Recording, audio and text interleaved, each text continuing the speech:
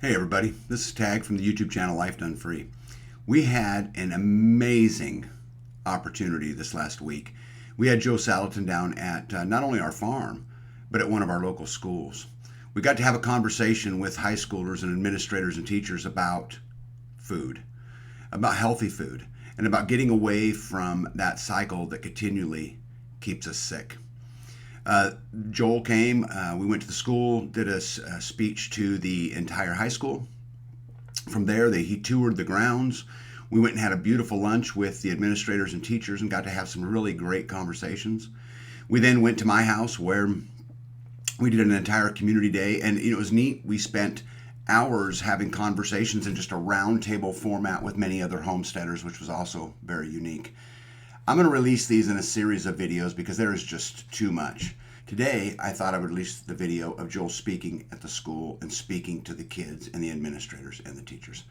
I really hope you enjoy it. I don't know where this all goes. I think at the very least what we did is we managed to change some hearts and some minds, and maybe some parents will begin to feed their kids healthier foods. At the very best, we touch the administrators in the schools, and maybe we can take an actual step forward to feeding our kids healthier.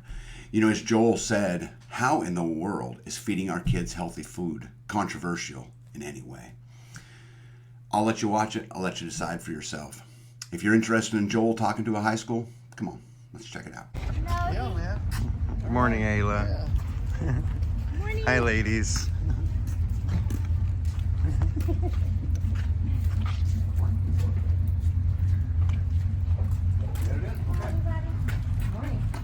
morning. Come on, teach. Since we have so many guests, I did want to say a little bit about our school. Very unique school as far as the way we're situated. We represent 5 small towns in the area. We had 4. We had one recently at Wetmore. Due to some of the innovations and some of the great staff and some of the things that we do that I feel make us unique in the area. We are very excited for a different opportunity to learn new things, to be a part of innovation. We sit on 77 acres, which is also a blessing. We're also a former missile base, so Joe will get that tour today if anyone's ever interested. It's not from here. Vern's kind of a resident expert and historian on that, so he's our technology director. So that's enough about Jackson Heights. Thank you all for being here as guests. Students, thank you for being good listeners and coming in here to hear a great message from a very famous person. Honestly, it's a big deal. As I try to explain to people, this is a very awesome opportunity. So I'm going to read this and try not to mess some of the big words up. So, Joel is a trailblazer in regenerative farming.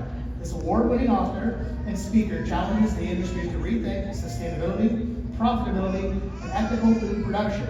A globally recognized thought leader in regenerative agriculture, sustainability, I read that right. As an owner of a 550-acre polyface farm, pioneering a model of chemical-free, pasture-based farming. He has spent decades proving that sustainable agriculture can be both profitable and scalable. Featured in Food Inc., The Lunatic Farmer, Omnivore's Dilemma, Time Magazine, National Geographic, the Joe Rogan podcast, and RFK Jr. podcast. He is also testified in Congress. Please help me in welcoming Joel Salatin.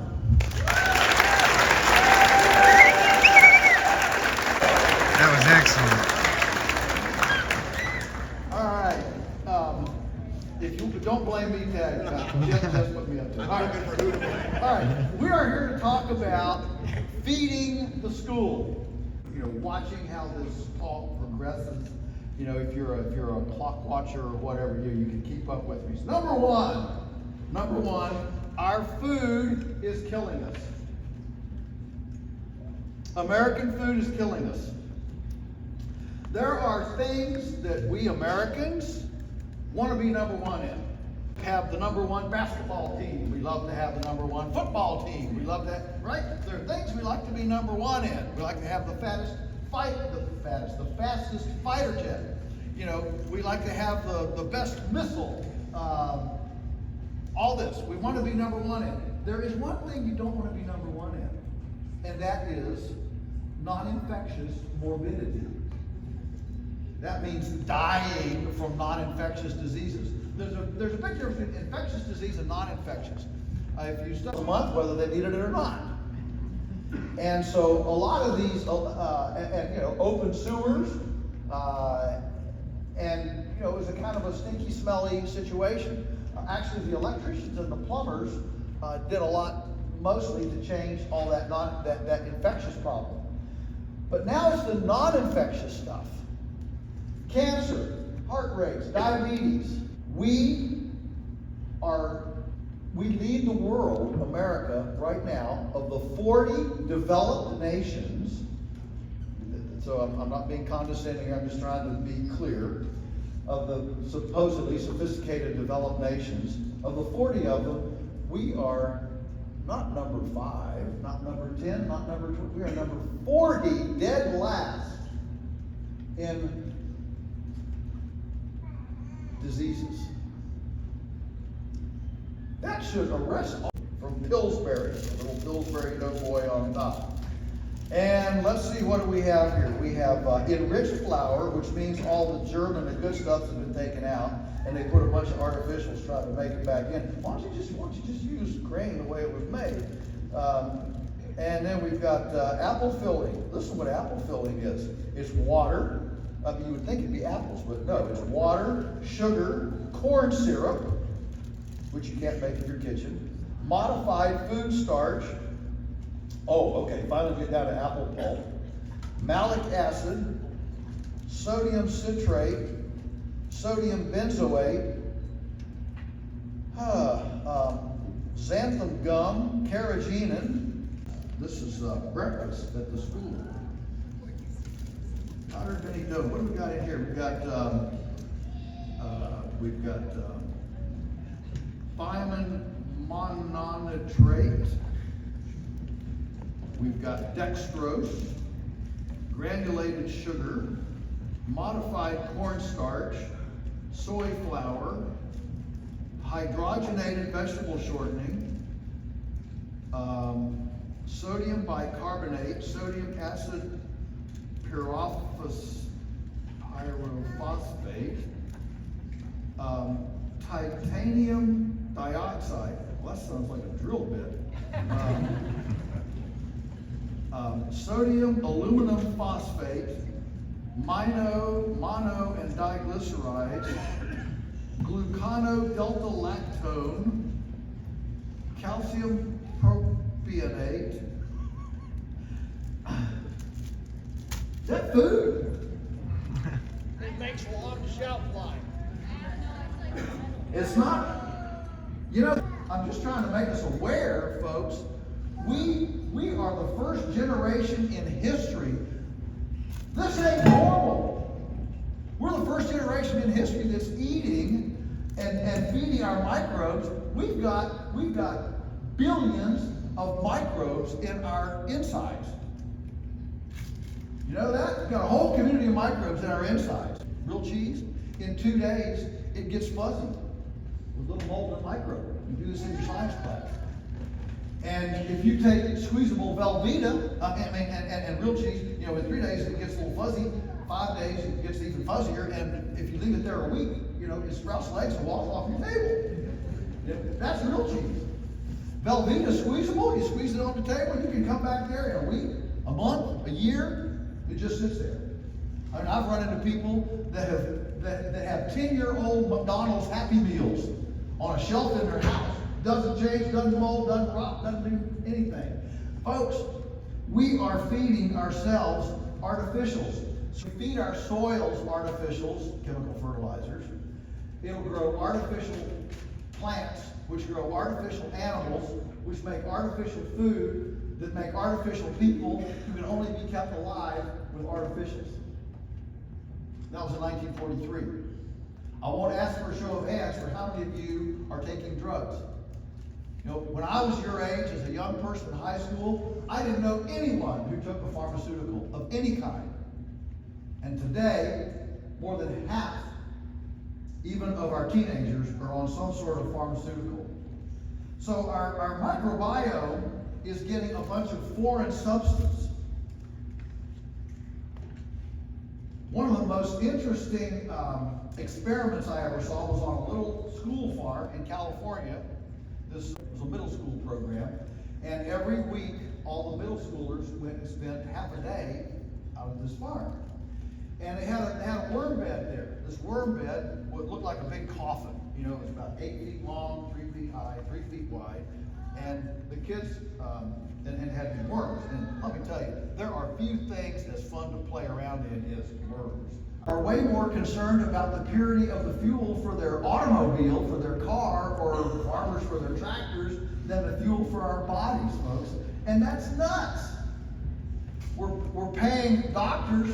We want to do everything we can to stay out of the mechanic shop with our vehicles by changing our filters and making sure our fuel is clean, but we don't care a lick about staying out of the doctor's. When I was your age, nobody ever heard of Campylobacter, Listeria, E. coli, Salmonella, food allergy. Back in the early 60s, show you how old I am. But, you know, when I was 3 years old, if mom wanted to have a birthday party, she had on of you know, everything, gluten intolerance, all this stuff. Folks, this is nature on its knees begging us enough. Enough disrespect. Football-sized buildings, they get no exercise, they get no sun, they get no fresh air. They're living in their toilet. They get no privacy. Does that sound like a life that you like? And what it does is it turns our animals into a bunch of couch potatoes. All they get is carbohydrates, no exercise, no sunshine, living on a toilet. And you know, if we wanted to create, you know, some Agent 007 nemesis, you know, a diabolical farm. Let's make a in a chicken crate. All right, put chickens in a chicken crate. They're perfectly fine for 4 or 5 hours. But if it goes a day, 2 days, now they're getting stressed. Okay? So there's a time element. So what we've done is we have stressed our animals. What happens when you stress an animal? When we get stressed, what do? We get stressed, you know what we secrete in our bodies? We secrete adrenaline. Drip, drip, drip. Adrenaline. And so they come to the butcher tight. We don't ask how to create a habitat that enables the animal to express its physiological and phenotypical distinctiveness. In our culture today, we don't ask how to make happy pigs. We don't respect and honor the pigness of pigs. We confine them in factory houses. We cut their tails off so they're so tender they won't cannibalize each other. We put them in little things and they just race around on a slatted floor. They can't root anywhere. They can't ever touch dirt. They never get sunshine. They never get fresh air. And then we wonder why we get sick. How to have Tom express his Tomness and Mary her Maryness and Janice her Janiceness. The ethical moral framework on which we hang our visceral interaction with nature comes from how we respect and honor the different beings within that nature. And so I would suggest that asking the question, how do we make happy pigs, is the beginning of a discussion of how we make happy people.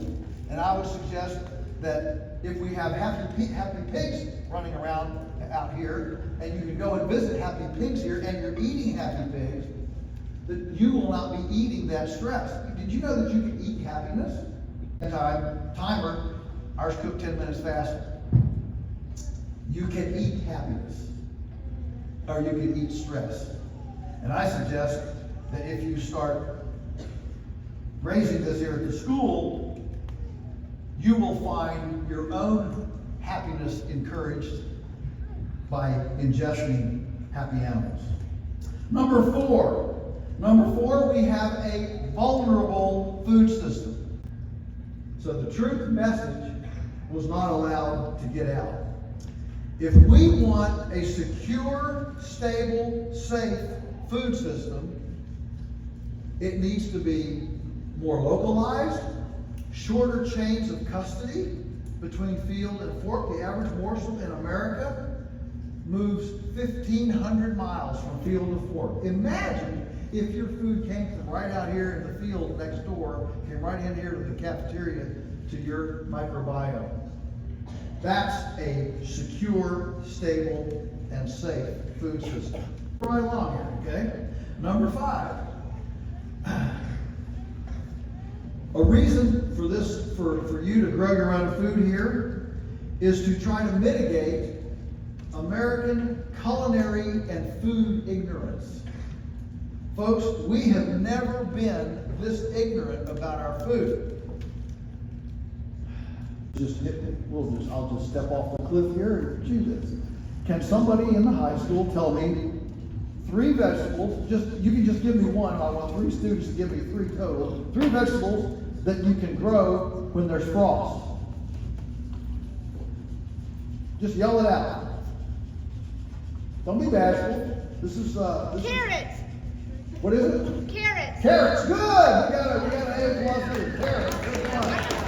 How about another one? Yes. Potatoes. Potatoes are susceptible to frost. How about another one? Broccoli. Broccoli. Good. Broccoli. We got carrots, broccoli. Yay! All right. How about one more? Beets. Did I hear beets? I think I heard beets. Yeah, beets. Good. That's a good one. All right, beets. Great. All right. Now, no, asparagus grows with frost. Asparagus is okay. Corn. Yeah, corn. And just corn. Yeah. Corn is one. We already heard one. Potatoes. All right. How about one more? Tomatoes. Good. Tomatoes. All right. Good. All right. We got winners here. All right. We have become a culture that is so profoundly removed from visceral participatory action in our food. We don't know what's in it. We don't know where it comes from. We don't know what landscape is created. We don't know how to grow it. When we don't know how to grow a beet, how to prune a grapevine, when we don't know that stuff, we start to fear it. When we abdicate knowledge, we start cheating nature. Because accountability and credibility in the food system comes when we are actually understanding. Almost goodness grass, you go pick them like apples off a tree. Okay?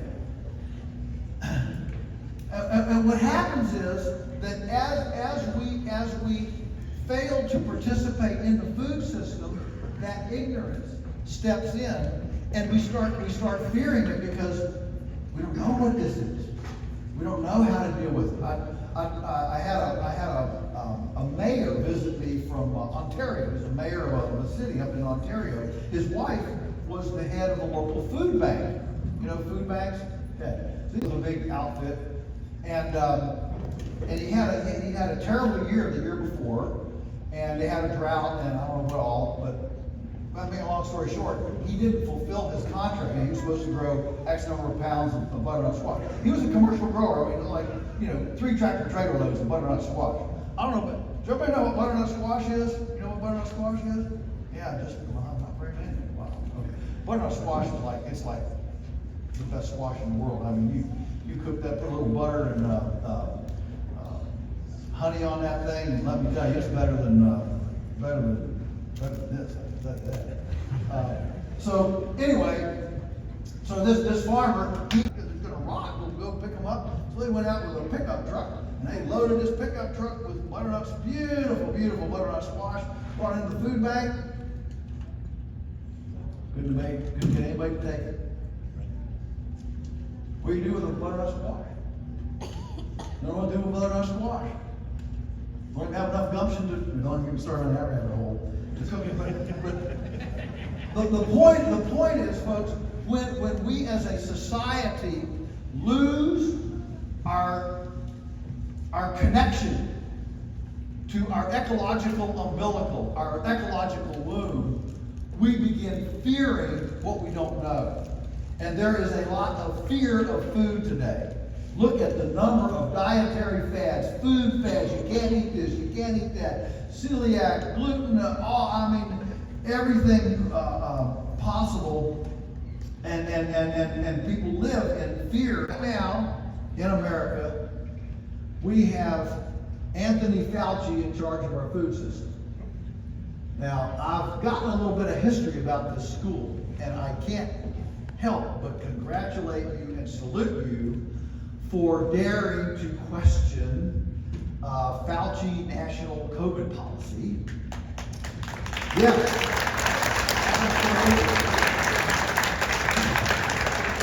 Listen, I'm a big believer that if during that time of shutdowns and masking and insanity and everything else, I was waiting for Fauci to come up with to the news conference, step up to the podium. I was waiting for him to say, okay, America, here's what we're going to do. We're going to build our immune system. We're going to do an experiment for a month.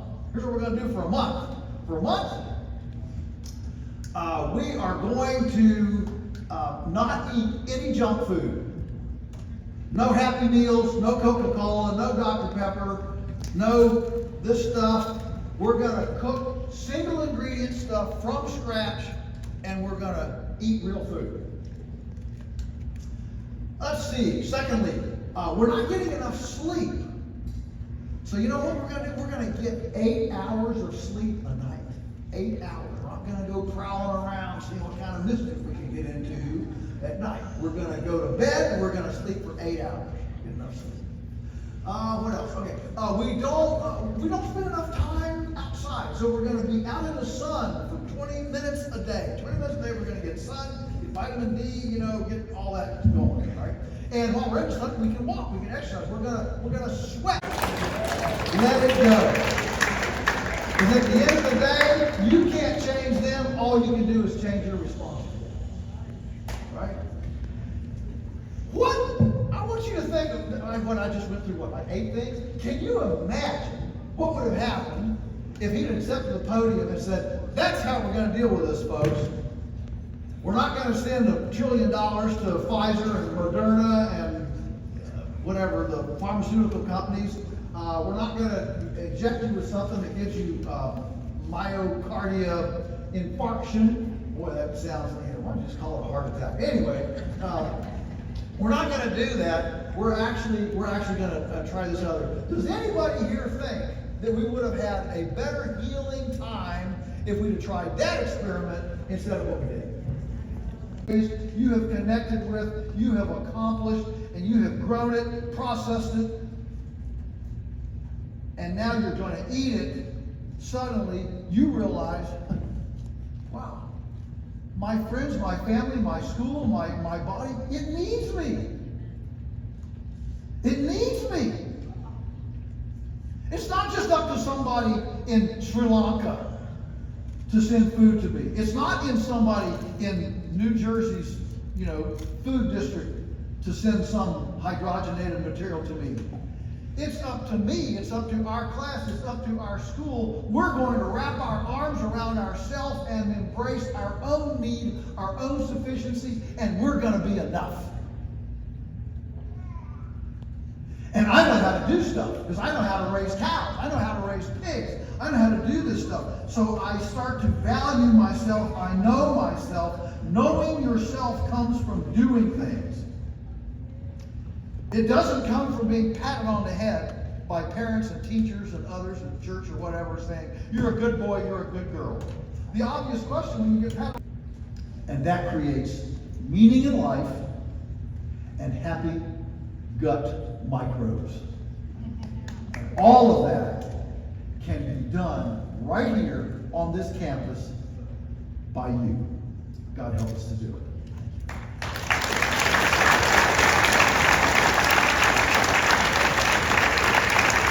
So after Joel was done speaking to the high schoolers, we went and toured the nuclear silo because this particular school sits on top of a retired nuclear missile base. And so we got to go tour that. We got to go drive around the pastures, look at the 77 acres that the school has that they could provide their own food. And again, we got to go have a lunch with the administrators, got to talk about the actual logistics that it would take in order for the school to feed its kids healthy food. I'll work on those videos next. I'll get them right out to you. But I hope this made you think. Thanks, everybody.